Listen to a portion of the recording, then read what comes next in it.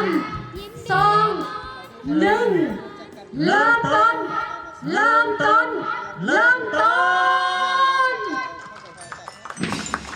พวกเราเริ่มต้นด้วยก้อนกำลังชุมผิว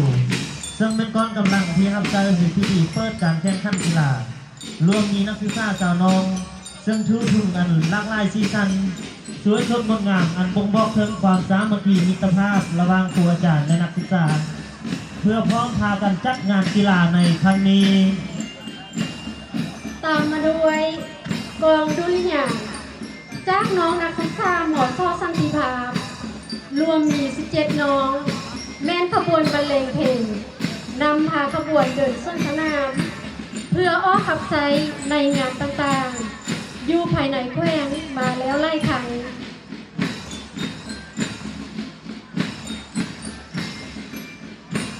งานแข่งขันกีฬานักศึกษาสถาบันการศึกษาชั้นสูงและวิชาชีพแขวงหลวงบางครั้งที่ 7ที่สถาบันยุติธรรมแห่งชาติสาขาหลวงบางได้รับเกียรติเป็นเจ้าภาพภายใต้คำขวัญที่ว่ากีฬาเพื่อสุขภาพมิตรภาพและความสามัคคีซึ่งมีบรรดานักกีฬาและครูฝึกจากเก่าสถาบันการศึกษาซึ่งจะมีการแข่งขันกีฬากันทั้งหมด2ประเภทกีฬาคือกีฬาบาสเกตและกีฬาเปตัน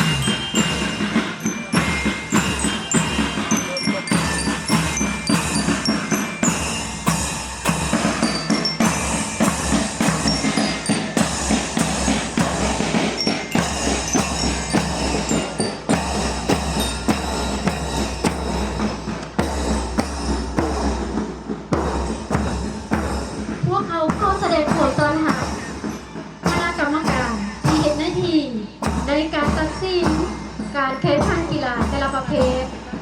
ซึ่งรวมมีจำนวน5ทางที่มาจากสหพันธ์กีฬาแขวงหลวงพระบางซึ่งคณะกรรมการแต่ละทางแม้นมีผลงานในการเป็นกรรมการตัดสินมาแล้วอย่างล่วงหลายครั้งในการจัดการแข่งขันกีฬาภายในแขวงและระดับประเทศ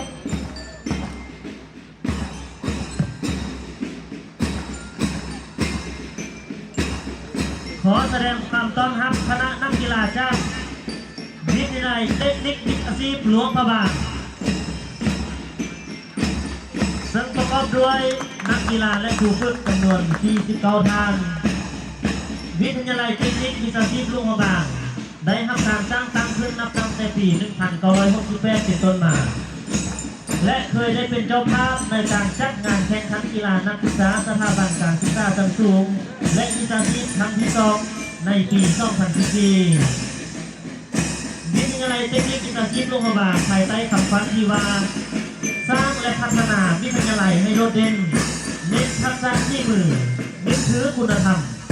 และมีวิสัยทัศน์ประจำวิทยาลัยคือเรียนวิชาชีพ5 เวียนได้ง่ายรายได้ดีมีชีวิตสดใสขอแสดงความต้อนรับคณะนักกีฬาจากวิทยาลัยวิทยาศาสตร์สุขภาพหลวงพระบางซึ่งประกอบด้วยนักกีฬาและครูฝึกเข้าร่วมจำนวน49ทางได้ทำการสร้างตั้งขึ้นนับแต่ปี1966เป็นต้นมา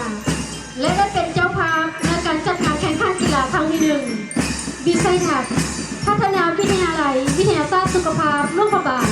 ให้เป็นสถาบันชั้นนำด้านวิชาการบรรลุเกณฑ์ของสาขาและมหาวิทยาลัยวิทยาศาสตร์สุขภาพทั้งเป็นสถานที่ที่เกี่ยวแบบยืนยงคำขวัญความรู้เป็นหลักวิชาการเป็นเลิศประเสริฐคุณธรรมจรรยาบรรณจริยธรรมเพียบพร้อมนำความรู้เทคนิคที่ทันสมัยพร้อมใช้สังคมขอแสดงความต้อนรับคณะนักกีฬาจากมหาวิทยาลัยสุพรรณวงศ์ซึ่งประกอบด้วยนักกีฬาและครูฝึกเข้าร่วมจำนวน49ท่านมหาวิทยาลัยสุพรรณวงศ์ได้รับการสร้างตั้งขึ้นในวันที่ 4 พฤศจิกายน ปี 2003 และเคยเป็นเจ้าภาพในการจัดงานแข่งขันกีฬานักศึกษาสถาบันการศึกษาชั้นสูงและวิชาชีพครั้งที่ 4 ในปี 2016 และมีคำขวัญประจำมหาวิทยาลัยคือสอสงบสอสีวิไลสอสะอาดสอสีเขียวสอสะอาดและสอสว่างและมีวิสัยทัศน์คือลงลึกวิชาเฉพาะพัฒนาท้องถิ่นและก้าวสู่มาตรฐานสากลขอแสดงความต้อนรับคณะนักกีฬาจากวิทยาลัยกสิกรรมและป่าไม้ 49 ทาง ได้เป็นเจ้าภาพในการจัดงานแข่งขันกีฬานักศึกษาชั้นสูงและวิชาชีพครั้งที่ 3 วิสัยทัศน์พัฒนาการศึกษาด้านกสิกรรมและป่าไม้เขตเนินสูง ให้มีคุณภาพและบริการแก่สังคม ขอแสดงความต้อนรับคณะนักกีฬาจากวิทยาลัยครูหลวงพระบางซึ่งประกอบด้วยนักกีฬาและผู้ฝึกเข้าร่วมจำนวน 49 ท่านวิทยาลัยครูหลวงพระบางได้รับการสร้างตั้งขึ้นนับตั้งแต่ปี 1961 เป็นต้นมา และเคยได้เป็นเจ้าภาพในการจัดงานแข่งขันกีฬานักศึกษาสถาบันการศึกษาชั้นสูงและวิชาชีพครั้งที่ 5 ภายใต้วิสัยทัศน์ที่ว่าวิทยาลัยครูหลวงพระบางสร้างวิชาชีพครูสู่ความเป็นเลิศประเสริฐด้วยคุณธรรมส่งเสริมวัฒนธรรมที่เป็นเอกลักษณ์พัฒนาสิ่งแวดล้อมสร้างความพร้อมก้าวสู่สังคมขอแสดงความต้อนรับคณะนักกีฬาจากวิทยาลัยวิจิตรศิลป์พื้นเมืองหลวงพระบางซึ่งประกอบด้วยนักกีฬาและครูฝึกเข้าร่วมจำนวน28ท่าน ได้รับการสร้างตั้งนับตั้งปี 1984 เป็นต้นมา ภายใต้วิสัยทัศน์ที่ว่าสร้างวิจิตรศิลป์ลาวให้กวางเทียบเท่ากับภาคพื้นและสากลในอนาคต สร้างบุคลากรทางด้านวิจิตรศิลป์ให้มีคุณภาพขับใช้สังคม พัฒนาทางด้านวิจิตรศิลป์พื้นเมืองให้มีความก้าวหน้า เพื่ออนุรักษ์ปกปักรักษามรดกของชาติทางด้านวิจิตรศิลป์ให้ยืนยงและเสริมขยายวิจิตรศิลป์พื้นเมืองผสมผสานวิทยาศาสตร์ทันสมัย และติดขัดกับการสร้างชาติพัฒนาประเทศชาติ ขอแสดงความต้อนรับคณะนักกีฬาจากวิทยาลัยการเงินภาคเหนือซึ่งประกอบด้วยนักกีฬาและครูฝึกเข้าร่วมจำนวน 49 ท่าน วิทยาลัยการเงินภาคเหนือได้รับการสร้างตั้งขึ้นในวันที่ 9 กันยายน ปี 1977 เป็นต้นมา และเคยได้เป็นเจ้าภาพในการจัดงานแข่งขันกีฬานักศึกษาสถาบันการศึกษาชั้นสูง และวิชาชีพครั้งที่ 6 ในปี 2019 วิทยาลัยการเงินภายใต้วิสัยทัศน์ที่ว่าซ่อนดีเรียนเก่งเล่งใส่จรรยาบรรณท่านสู่คุณภาพ และทันสมัยเทือละกาว และมีคำขวัญประจำวิทยาลัยคือเรียนรู้เฮ็ดเป็นสิ่งสำคัญจรรยาบรรณเคียงคู่กับการศึกษาพัฒนาเวียนงานการเงินก้าวไปอย่างบ่หยุดยั้ง ขอแสดงความต้อนรับคณะนักกีฬาจากโรงเรียนเทคนิค วิชาชีพแบบผสมน้ำบาเครื่องโลหะบางซึ่งประกอบด้วยนักกีฬาและครูฝึกเข้าร่วมจำนวน28ท่านโรงเรียนเทคนิควิชาชีพแบบผสมน้ำบาเครื่องโลหะบางตั้งอยู่บ้านเมืองน้ำบาเครื่องโลหะบางวิสัยทัศน์สร้างโรงเรียนให้โดดเด่นเน้นจรรยาบรรณครูนำความรู้สู่นักศึกษาขาศาสตร์เจริญคำขวัญเพราะแข่งขันหักศาสตร์และพัฒนานำพานักศึกษาออกสู่สังคมให้เป็นที่ยอมรับของตลาดแรงงาน ขอแสดงความต้อนรับคณะนักกีฬาจากเจ้าภาพในการจัดการแข่งขันกีฬาครั้งที่ 7 สถาบันยุติธรรมแห่งชาติสาขาหลวงพระบางซึ่งประกอบด้วยนักกีฬาและครูฝึกเข้าร่วมจำนวน 49 ท่าน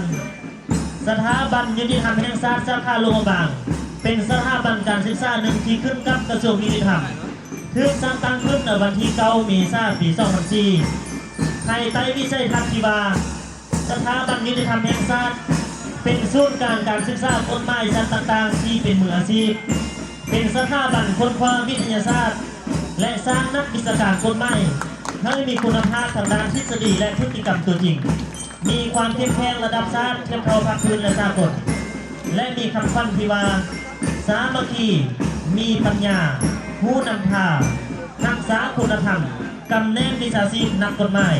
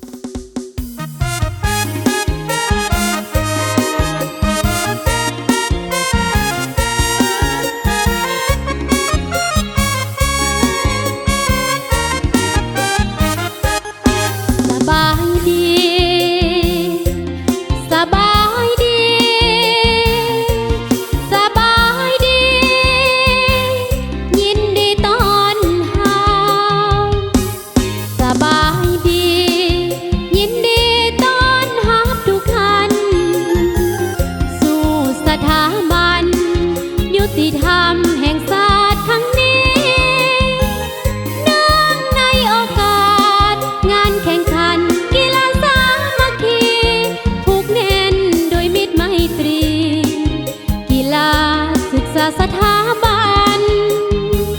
หมุนเวียนบรรจบ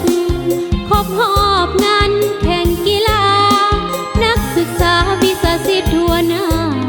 ต่างก็มาพบปะสร้างสรรค์แสดงความสามารถหยาดแยงสิ่งใส่แข่งขันเพื่อเป็นเจ้าของรางวัลชนะเลิศในเกมกีฬามีได้มีเสียมีแพ้มีชนะคู่กันเกมการแข่งขันสิ่งสำคัญคือมิตรไมตรีผู้ให้อภัยมีน้ำใจหักแพงสามัคคีปองดองเป็นน้องเป็นพี่เพื่อเกียรติศักดิ์ศรีหยุดยืนสำคัญจบการแข่งขันสายสัมพันธ์ขออย่าเหินห่างอย่าให้จืดจางเส้นทางของเฮายังไกลบ่ได้ดังหวังพลาดครั้งนี้อย่าได้เสียใจอีก2 ปีมาพบกันใหม่ขออวยพรใส่ทุกท่านโชคดี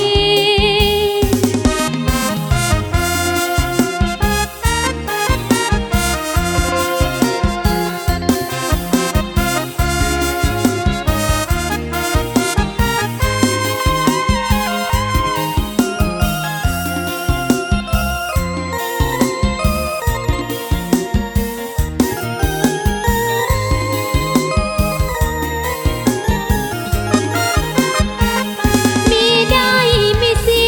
ยมีแพ้มีชนะคู่กันเกมการแข่งขันสิ่งสำคัญคือมิตรไมตรีผู้ให้อภัยมีน้ำใจหักแพงสามัคคีปองดองเป็นน้องเป็นพี่เพื่อเกียรติศักดิ์ศรีหยุดยืนสำคัญจบการแข่งขันสายสัมพันธ์ขออย่าเหินห่า